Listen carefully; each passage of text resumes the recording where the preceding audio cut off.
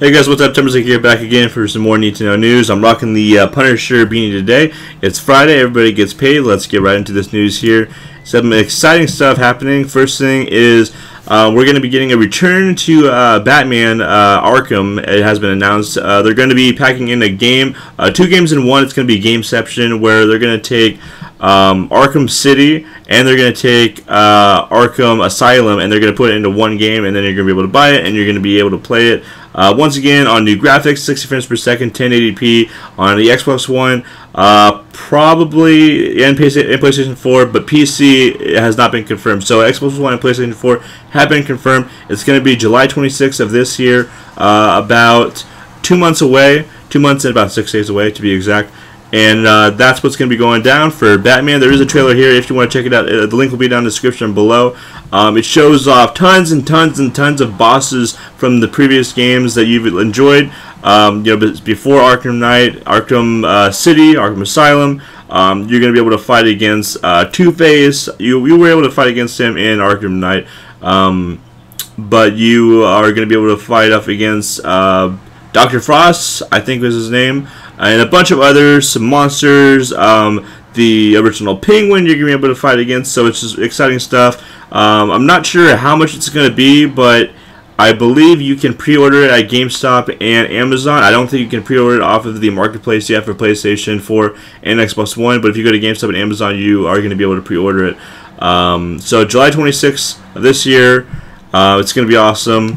Next thing is Battlefield 1. You guys know that the trailer got announced. The like bar was insane. It was awesome compared to the Call of Duty Infinite Warfare trailer, which now has about 2.3 million dislikes, which is the second most disliked video on YouTube. I was actually curious last night. I went to see what the most disliked video of all time on YouTube is, and apparently it is Justin Bieber's song "Baby" before he really blew up. It's got about, I think it's got over 6 million dislikes, I think is the number, but Battlefield 1 got announced, but I guess just for shits and giggles, EA announced in an interview that they originally turned down the World War I setting for Battlefield 1 when DICE presented it to them. I guess they didn't really like, a World War I feel. They wanted it to be not as realistic as World War I was. They wanted the gameplay to, show, how good the game is, versus how realistic it is. But in the end, of course, they did say, okay, let's do this Battlefield 1 thing. So, a couple things to take away from this interview that he did with International Business Time and interview with Venture Beat. So the release of Battlefield Hardline gave DICE an extra year to work on Battlefield 1, expanding the game's production cycle from 2 to 3 years. Sutherland hopes that this extra year will help produce a stronger single-player campaign than in previous games. Another thing to take away from this is the single-player campaign will be told through multiple characters across the world. In the trailer, we did see that female on the horse, and actually that's going to be a playable character that you're going to be able to play as. That's going to be before countries got tanks and airplanes and stuff like that, where they had to go old school with just running at people with machetes or just on a horse and just charging at people. So that's going to be a playable character. They haven't said yet how many playable characters there are going to be. They did say that the bayonet charge is going to be a powerful melee skill, so we don't know if there's going to be customization options for your character in the single player or the multiplayer with your melee or whatever. But once again, Battlefield 1 is set to release on October 21st for the Xbox One, for the PlayStation 4, and of course the PC. Like I said, Battlefield 1 blowing Call of Duty Infinite Warfare out of the water. The only thing Call of Duty's got going good for right now is just the remastered version, but unfortunately the only way to get that is by purchasing the Call of Duty Infinite Warfare. I think that's going to be like 70 or 80 bucks, and I don't think people want to spend that much and get a game that they're never going to play. So people said that they're going to try to pirate it off of something, so good luck to them. Moving on to some Halo news. This is actually really exciting for people that are really into Forge and stuff like that. So basically, Halo 5 Guardians Forge is going to be coming to Windows 10 for free.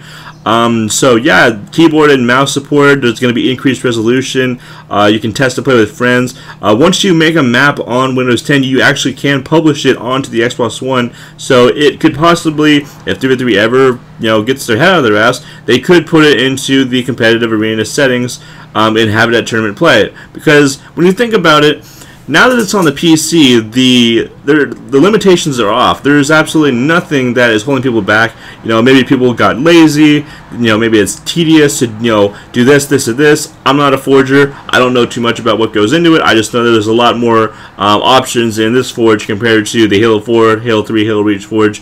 So I know that it may be a little tedious to make everything perfect, but now that there's keyboard and mouse support on the PC, I think maps are going to be made a lot quicker, and they're going to be a lot more fun to make for people, and it's going to make people want to make more maps, and they're just going to have a lot of fun with it, and it's going to make the map that much better.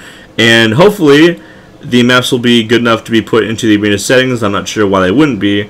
So yeah, I'm excited to see what maps are going to be made.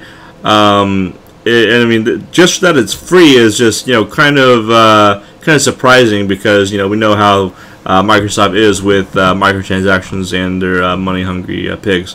But yeah, it's going to be on PC. So yeah, that's pretty exciting. They said it's going to be coming in a few months, not an exact date, but of course as the days go on, maybe at E3 they'll announce what exact date Forge is going to be coming onto the PC. But that is exciting. Another thing that I'm excited for, since I've really gotten back into Destiny, is we actually have a leak of the next DLC coming out for Destiny. It's called Rise of Iron. In the picture here, you see that the guy, I can't remember his name, but the guy that runs the Iron Banner, he is in this picture, and he's holding, it looks like an axe that's on fire. So I'm not sure if this is, and he's got wolves around him too. I'm not sure if this is going to be something to do with the story mode, or if it's just lore just to hype people up. Maybe they're adding something cool to the Iron Banner, who knows. But basically, obviously not confirmed since it's been leaked. Of course, Bungie and Activision are not going to be like, oh yes, that's confirmed, or anything like that. Two things. One, there's going to be a new raid in this DLC. It's supposed to be Fallen themed. This actually is, it was supposed to be in the House of Wolves DLC from last May. It was cut and rescheduled for the Year 3 expansion, Rise of Iron. And then Destiny 2 has been rebooted, and Luke Smith has taken the reins of the project. So it was planned to be released sometime 2017, but of course we don't have an exact date on when Destiny 2 is going to come out. And of course I really hope that when Destiny 2 comes out, your character will be able to transfer over, or if they're going to just have a whole new experience, and then it's just going to be completely separate from the first Destiny.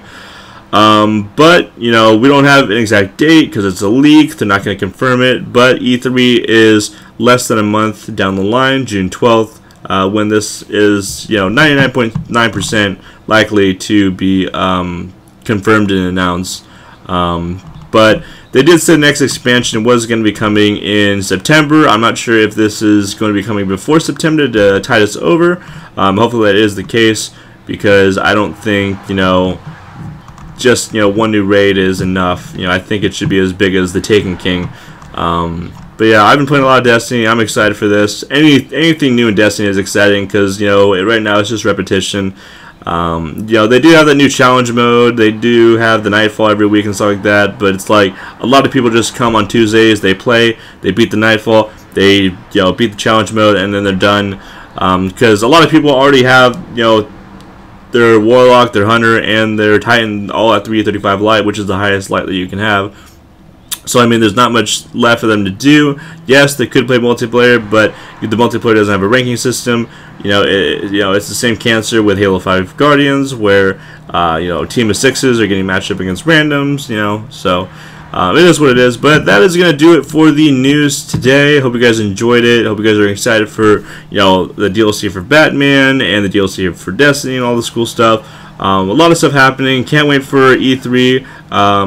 Tons and tons of games are going to be announced there. But yeah, I hope you guys have an awesome day. Happy Friday.